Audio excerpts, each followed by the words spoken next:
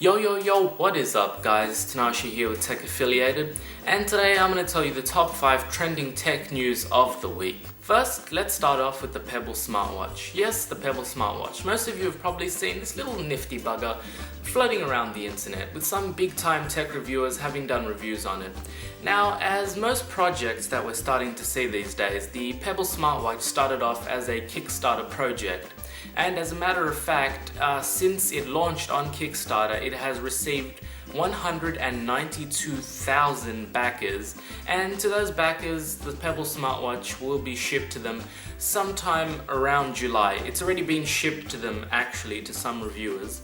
Now, the Pebble smartwatch is kind of one of the first actually sort of nice smartwatches that we've seen around.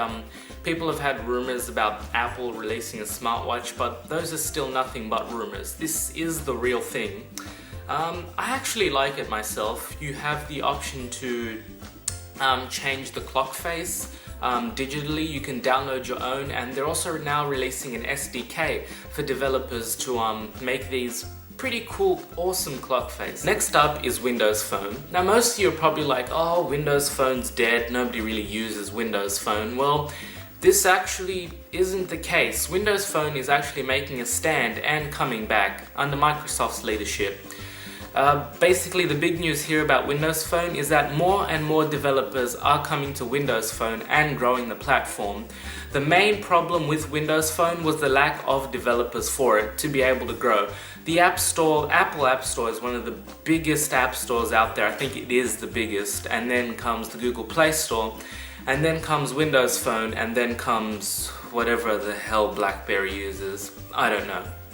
So, yeah, one of the reasons for the Apple Store's big success is the amount of developers it has to make apps for them and to sell. You know, the more stuff you have to sell, the more clients you'll be able to open up to. And they've really done a good job of that. But now Windows Phone's slowly trailblazing behind, with Vine being now released on the Windows Phone.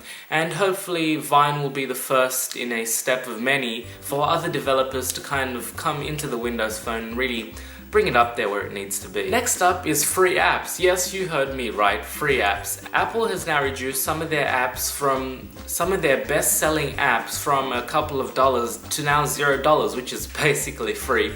So if you're interested in that, this is to mark their 5-year anniversary. Apple rarely gives out anything for free. I mean, all their stuff is expensive.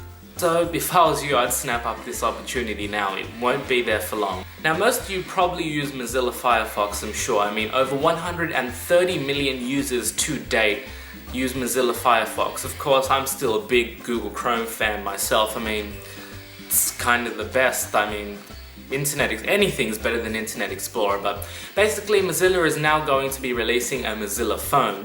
Now, I'm kind of hoping that this doesn't turn out like the Facebook phone. Do we all remember the Facebook phone?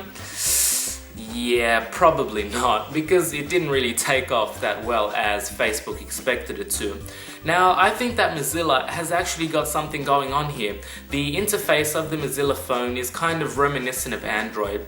As a matter of fact, this is a HTML-based operating system, and it's apparently meant to be quite snappy and a good replacement for Android.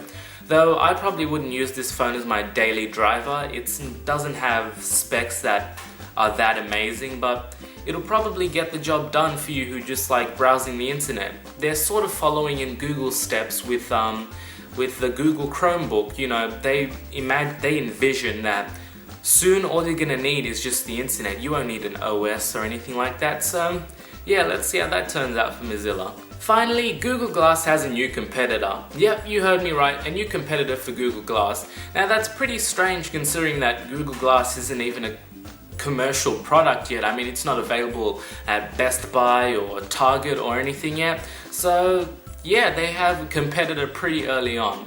The competitor is the likes of the Recon Jet. Now that's a pretty freaking cool name for a set of glasses.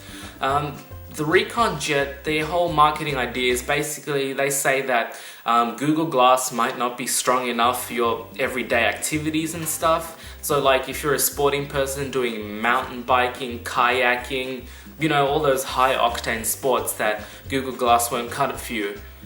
Now, why on earth you'd be using Google Glass while kayaking and all these high octane sports where you could probably die? I don't think your main concern would be taking a video or telling Google Glass to call grandma or something like that. But anyway, there probably might be a big market for the Recon Jet glasses. They have a pretty slick design, and what they've done here is basically rigidized the Google Glass design, made it look more natural, like natural sunglasses, as you can see here in this picture.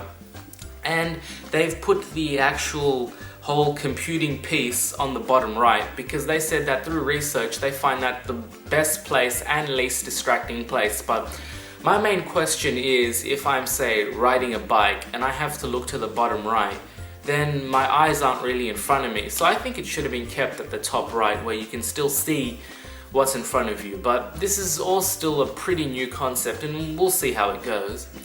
And that's pretty much it for the top 5 tech news of this week, guys. This has been Tanashi Shoko with Tech Affiliated.